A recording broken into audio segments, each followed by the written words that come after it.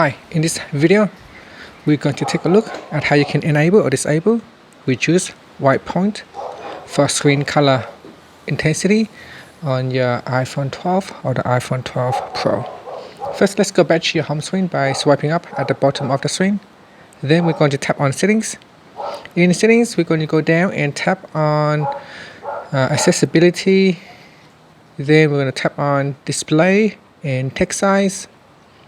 Then go down and tap on reduce white point. Now as soon as you tap on reduce white point, your screen should immediately goes dimmer.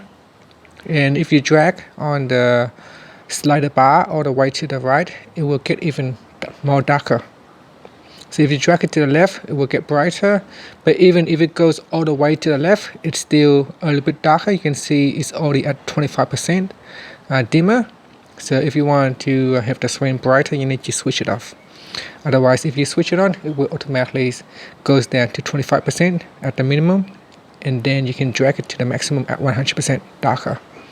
And that's it.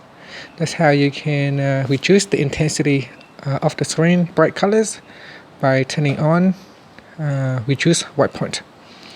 Thank you for watching this video. Please subscribe to my channel for more videos.